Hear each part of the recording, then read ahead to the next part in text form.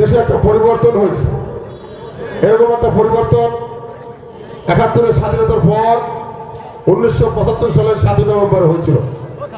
৭ই নভেম্বরের পরিবর্তনের পর বাংলাদেশের স্বাধীনতার মহান ঘোষক, বাংলাদেশের মুক্তিযুদ্ধের অন্যতম সেক্টর কমান্ডার, জেড ফোর্সের অধিনায়ক শহীদ প্রেসিডেন্ট জিয়াউর রহমান রাষ্ট্রীয় ক্ষমতা অধিষ্ঠিত হওয়ার পর ১৯১৯ সালের ১লা জানুয়ারি এই দিনে বাংলাদেশে আপনাদেরকে বুঝতে হবে যে এই দিনে কেন জাতীয়তাবাদী ছাত্রদলকে সৃষ্টি করা হয়েছিল, কেন প্রতিষ্ঠা করা হয়েছিল। উদ্দেশ্য ছিল, আজকে আপনারা আমার বক্তব্য অনুধাবন করবেন, ১৯৭১ থেকে ৭২ থেকে ৭৫ সাল পর্যন্ত যারা রাষ্ট্রীয় ক্ষমতায় ছিলেন তারা বিভিন্ন ক্ষেত্রে ব্যর্থ হয়েছিল। তার মধ্যে আরেকটা ব্যর্থ ছিল ৭২ সালে থেকে ৭৫ পর্যন্ত যে পরীক্ষাগুলো হতো, এসএসসি এবং ইন্টারমিডিয়েট এবং বিএ, এসব পরীক্ষায় তখন শেখ মুজিবের অনুসারী যারা মুক্তিযোদ্ধা ছিলেন, ইয়ং ছাত্ররা ছিল, অনেকেই দুষ্ট মুক্তিযোদ্ধা ছিল, খারাপ নেশারের অনেক লোক ছিল না, সবাই তো ভালো ছিল না। তারা পরীক্ষার হলে গিয়ে ছোড়া রেখে অর্থাৎ ছুরি কেটে ফেলছে, তারপর পরীক্ষা দিত, বন্ধুদের বই দেখে কাঠিকে দেখে দেখে লাগবো, কেউ বাধা দিতে পারবে না, কারণ তারা মুক্তিযুদ্ধ করে দেশ স্বাধীন করেছে। তাহলে কি হবে? লেখাপড়া করবে না, এটা তাদের মামাদের দেশ স্বাধীন করেছে, লেখাপড়া কি বই দেখে লাগবে, নকল করে লাগবে, কেউ কিছু বলার ছিল না। যে কারণে ৭২ সালের সার্টিফিকেট কেউ বললে এখনো মানুষ হাসে। এরপরে ৭২-৭৫ শিক্ষা ব্যবস্থা এভাবে খারাপ দিকে ছিল, এবং মানুষের যদি শিক্ষা ব্যবস্থা যদি ভালো না থাকে, শিক্ষা যদি মান না থাকে, তাহলে সেই দেশের কোনো ভবিষ্যৎ আছে? জিয়াউর রহমান সেজন্য মনে করলেন যে ১৯১৯ সালের ১লা জানুয়ারি তিনি বাংলাদেশের শিক্ষা, ঐক্য এবং প্রগতি, অর্থাৎ আমরা শিক্ষিত হব, সঠিক শিক্ষা গ্রহণ করব, যে শিক্ষা শুধু মানুষকে অফিসার এবং কেরানি তৈরি করে, যে শিক্ষা মানুষকে মানুষ হিসেবে তৈরি করে এবং কাজ করার শিক্ষা দেয়, কারিগরি কাজ, কৃষি কাজ, শিল্প বিপ্লবের কাজ, বিভিন্ন কাজ যাতে মানুষ করতে পারে, সেই ধরনের শিক্ষার জন্য তিনি বললেন যে উৎপাদনমুখী শিক্ষা ব্যবস্থা হবে এবং প্রগতি অর্থাৎ সামনের দিকে এগিয়ে যাওয়া। আমরা ঐক্যবদ্ধভাবে জাতিকে সামনে এগিয়ে নিয়ে যাবো, সেজন্য তিনি প্রগতির কথা বললেন। আর বললেন বাংলাদেশে কোনো নকল থাকবে না, শিক্ষার মান উন্নয়ন হবে, নিরক্ষরতা দূর হবে, বাংলাদেশে কোনো নিরক্ষর থাকবে না। আপনাদের মনে আছে কিনা জানি না, জিয়াউর রহমানের আমলে সর্বপ্রথম স্বনির্ভর বাংলাদেশের স্লোগান ওঠে এবং স্বনির্ভর বাংলাদেশের পাশাপাশি সমস্ত গ্রামে গঞ্জে আপনাদের মনে আছে বয়স্ক শিক্ষা চালু হয়। গাছের তলায় হোগলা দিয়ে সেখানে আপনার ওই তাল গাছের পাতা দিয়ে বয়স্ক মানুষ শিক্ষা গ্রহণ করে এবং স্বাক্ষর জ্ঞান অর্জন করার জন্য জিয়াউর রহমান সর্বপ্রথম মানুষকে স্বাক্ষর জ্ঞান অর্জন করার জন্য পেপার পত্রিকা পড়তে পারে, সস্তার হিসেবে মানুষ হিসেবে গড়ে উঠতে পারে, সেইভাবে তিনি সেদিন এই বয়স্ক শিক্ষা চালু করেছিলেন। জিয়াউর রহমান এই যে তৎকালীন সময় ছাত্ররা আবদার করেছিল যে ওই মুক্তিযুদ্ধ করেছে, যুদ্ধ করার পর তারা এখন স্বাধীনভাবে ছোড়া রেখে অস্ত্র রেখে তারা পরীক্ষা দেবে। আজকে আমরা ২০২৪ সালে আবার আমরা আন্দোলন করেছি, আমাদের সন্তানরা আমরা কি দেখি, আমার মেয়ে ওই বৈষম্যবিরোধী ছাত্র আন্দোলনের সাথে জড়িত ছিল এবং মাননীয় ৬ জনের মধ্যে লিস্টে তার মধ্যে আমার মেয়ে একজন ছিল, ডিবিতে অ্যারেস্ট করার জন্য বহু চেষ্টা করেছিল, আমি যেভাবে রক্ষা করেছি। আমাকে একদিকে খোঁজে, আরেকদিকে আমার মেয়েকে খোঁজে। আমরা বলতে চাই যে আজকে যদি আমার মেয়ে আমাকে গাইড করে, সে যদি আমাকে চালাইতে চায়, তাহলে তো সেটা উল্টো দিক করবে নাকি? আমার অভিজ্ঞতা, আমার শিক্ষা, আমার যোগ্যতা, আমার রাজনৈতিক অভিজ্ঞতা কাজে লাগবে। আজকে এই ১৫ দিন বা ২ মাসের যে আন্দোলন হলো, সেই আন্দোলনে যারা আমরা ১৫.৫ বছর আন্দোলন করে এই সরকারের বিরুদ্ধে মানুষকে অগ্নিসম মানুষের মধ্যে ক্ষোভ তৈরি করে রেখেছিলাম, এবং আমরা এই ক্ষোভকে ছাত্ররা কোঠাবাড়িতে আন্দোলন, তারপরে বৈষম্যবিরোধী এক পর্যায়ে একদম আন্দোলনে নিয়ে যাওয়ার জন্য আমরা পিছনে সহযোগিতা করেছিলাম। সার্বিক সহযোগিতা ছিল তারেক রহমানের এবং জিয়াউর রহমানের এবং বিএনপি, তারেক রহমান এবং বিএনপি এবং ছাত্রদল, তারা সেদিন এই একদম আন্দোলনের দিকে এই বৈষম্যবিরোধী আন্দোলনকে ধাবিত করে স্বৈরাচারী শেখ হাসিনা মুক্ত বাংলাদেশ করার জন্য সেদিন এই জুলাই আন্দোলনে আমাদের অবদান ছিল। সেই আন্দোলনকে সফল করার পর আজকে যদি এই বাচ্চা ছেলেরা সমগ্র জায়গায় নেতৃত্ব চায়, নেতৃত্ব দেবেন, নিজেকে আগে শিক্ষিত করে গড়ে তুলতে হবে, নিজেকে আগে অভিজ্ঞ করতে হবে, উপযুক্ত বয়স হতে হবে, তারপরে আপনারাই সমাজের নেতৃত্ব দেবেন।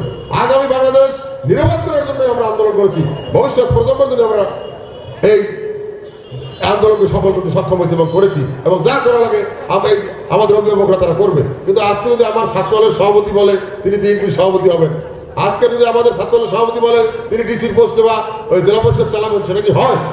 অভিজ্ঞতার প্রয়োজন আছে না, যোগ্যতার প্রয়োজন আছে না, শিক্ষার প্রয়োজন আছে না? সেই কারণে আমি বলি 71 থেকে 72 পর্যন্ত, 72 থেকে 75 পর্যন্ত শেখ মুজিবুর রহমানের তার সোনার ছেলেরা যে ভুল করেছিল, সেই ভুল যেন আমরা এই 24 সালের গণঅভ্যুত্থানের নায়করা, সফল নায়করা সেই ভুল না করি। আপনাদের সময় আছে, ভবিষ্যৎ নিরাপদ বাংলাদেশ গড়বেন, সেখানে আমাদের সহযোগিতা থাকবে।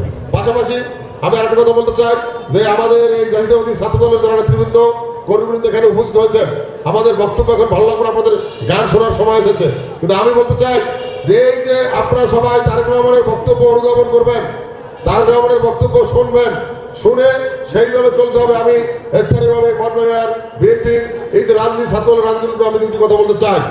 আপনারা জানেন এখানে আমরা বসে আছি, এই ছাত্র দলের সোনালী অতীত অ্যাডভোকেট রবিউল ইসলাম বাবুল এখানে বসে আছে, আমাদের এই মাহমুদুল ইসলাম রান্না, তিনি এই ছাত্র দলের সোনালী অতীত, ছাত্র দলের আমার আগে তিনি সভাপতি ছিলেন, তারপরে আমি সভাপতি ছিলাম উপজেলা কমিটির, এরপরে নিজামুল কবির মিরাজ উপজেলা কমিটির সভাপতি ছিল, তারপরে জসীমউদ্দিন ফরাজি উপজেলা কমিটির সভাপতি ছিল, তারপরে আপনার এখানে রিয়াজ সাধারণ সম্পাদক ছিল, মিজাজ ছাত্র দলের নেতা ছিল, এই খোকন ভাই দুলাল নেতা আমাদের আগের কমিটির সহসভাপতি জয়সিলের ছিলেন। এইভাবে আমাদের বিভিন্ন পর্যায়ে এখানে ছাত্র দলের অতীত যে নেতৃবৃন্দ এখানে মঠবাড়ির নেতৃত্ব দিয়েছে তারা সবাই এখানে উপস্থিত আছে। পাশাপাশি আমাদের নেতা রুহুল আমিন দুলাল, তিনি এই ছাত্র দলের আমার রান্নাবাড়ির আগে তিনি সভাপতি ছিলেন। আমরা এখানে মঠবাড়ির যারা ছাত্র দলের সোনালী অতীত, আমরা সবাই রুহুল আমিন দুলালের নেতৃত্বে ঐক্যবদ্ধ। এটাই মঠবাড়ি বিএনপির মূল ধারা। এই মূল ধারার সাথে যারা আছেন, এখন আপনারা জানেন যে মূল ধারা আমরা আওয়ামী লীগের শত্রু, আমরা জামাত ইসলামের শত্রু, আমরা যারা নির্বাচন করবো আমাদের বিরুদ্ধে তাদের শত্রু। আমাদেরকে ঘায় করার জন্য দলের মধ্যে নানা প্রকার হাইব্রিডের আবির্ভাব হয়েছে, আপনারা নিশ্চয়ই ইতিমধ্যে লক্ষ্য করেছেন। এই হাইব্রিডের সর্বপ্রথম ষড়যন্ত্রের শিকার রুহুল আমিন দুলাল, আরো কারা কারা ষড়যন্ত্রের শিকার আমি জানি না। আমাদের বিরুদ্ধে অনেক চক্রান্ত হচ্ছে, ছবি এডিট করা হচ্ছে বিভিন্ন রকমের আওয়ামী লীগের লোকজনের সাথে, ছবি এডিট করে আমরা নাকি আওয়ামী লীগের লোকের সাথে লিয়ে করে চলছি। আমাদের অতীত সম্পর্কে এই মঠের মানুষ জানে, আমরা কারোর সাথে লিয়ে করে, কারোর সাথে কারো ভয় নিয়ে, কারো অনুকম্প নিয়ে জীবনে কোনোদিন রাজনীতি করি না। 90 সালে ডায়ার ডিক্লারেশন হয়েছে, শত্রুদের আন্দোলন করেছি এবং ডায়ার ডিক্লারেশন হওয়ার পর আমার চিকিৎসা হয়েছে, বেঁচে রয়েছি। 2000 সালে 2001 সালে জেলা হোসেন সাইদিকে মঠবাড়ি মাহফিল করার জন্য আমরা যখন নিয়ে আসতে চেয়েছিলাম, সাফাতে যখন মিটিং করতে চাই, সেখানে আমাকে নির্মমভাবে মারা হয়েছিল। সেখানেও প্রায় আমি মৃত্যু করে অবস্থায় মঠবাড়ি হাসপাতাল নিয়ে আসার পর সেখানে আওয়ামী লীগ ঘেরাও করলো, আমাকে এখান থেকে রান্না করে দিয়ে খুলনা করে সৃষ্টি করে তারপরে ঢাকা দিয়েছিলাম এবং মামলার আসামি হয়েছি আমরা। রক্ত জড়িয়েছি সর্বপ্রথম সাইদির মাহফিল করার জন্য আমি। তারপরে 2018 সালে দেশনেত্রী বেগম খালেদা জিয়াকে 8 ফেব্রুয়ারি মিথ্যা মামলায় জেলে নেওয়ার পর তার প্রতিবাদে আমরা এই মঠবাড়ি মিছিল করতে গিয়ে আমি গ্রেপ্তার হয়েছি। আমরা ছাত্র দলের নেতৃত্ব আমার সাথে ছিলেন, বিএনপির দুলাল ভাই সবাই আমরা ছিলাম যারা ত্যাগী। খুব কম সংখ্যক লোক, এখন তো মাইক দলে হাজার হাজার লোক আসে বিএনপি করে, তখন কোনো লোক খুঁজে পাওয়া যায় নাই। সেদিনও সেই মিছিল থেকে আমি গ্রেপ্তার হয়েছিলাম এবং তরিকুল ইসলাম ওসি আমাকে নির্মমভাবে মেরেছিল। আমরা আওয়ামী লীগের সাথে আন্দোলন করবো, আমাদের সমিতি বলার হাইব্রিড নেতারা আমাদের শূন্যস্থান প্রোগ্রাম সিদ্ধ করবেন, সেটা কল্পনা করে কোনো লাভ হবে না। সকল ষড়যন্ত্রের বেড়াজাল ছিন্ন করে মঠবাড়ি বিএনপি যারা আমরা শহীদ রাষ্ট্রপতি জিয়াউর রহমানের আদর্শে বিশ্বাস করি, বেগম খালেদা জিয়াকে তার নেতৃত্ব তার আদর্শে বিশ্বাস করি, তারেক রহমানের যে মানবিক বাংলাদেশের অঙ্গীকার, যে বৈষম্যিক বাংলাদেশের অঙ্গীকার, যে গণতান্ত্রিক বাংলাদেশের অঙ্গীকার বিশ্বাস করি, তারা আমরা ঐক্যবদ্ধ থেকে এই হাইব্রিড আওয়ামী লীগের দোষরদের বিরুদ্ধে আমাদের তাদের যে চক্রান্ত, সেই চক্রান্ত ভেদ করে আমরা আগামী দিনে এই মূল ধারার বিএনপিকে সামনে এগিয়ে নিয়ে যাবো এবং বাংলাদেশের ইসলামী মূল্যবোধ ও বাংলাদেশের জীবনের রাজনীতি আমরা এখানে প্রতিষ্ঠিত করবো। বন্ধুরা আমার, আর বেশি আমি কথা বাড়াবো না। আপনারা সবাই সঠিক নেতৃত্বের সাথে থাকবেন, সঠিক রাজনীতি করবেন এবং ইনশাল্লাহ আমাদের নেতা তারেক রহমান দেশে ফিরে এলে এইসব ছোটখাটো সমস্যা থাকবে না, হাইব্রিডদের স্থান থাকবে না।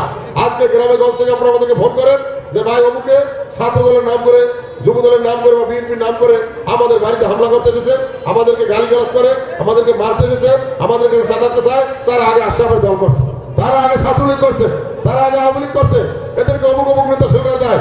আমরা বলতে চাই যারা যারা শেল্টার দেন, যেসব বিএনপিদের গ্রুপিং করা লাগবে নেতা হওয়ার ইচ্ছা, কিন্তু কর্মীর অভাব, তারা এদেরকে শেল্টার দেয়। এদের বিরুদ্ধে তারেক রহমান দেশে আসলে অবশ্যই ব্যবস্থা করতে হবে।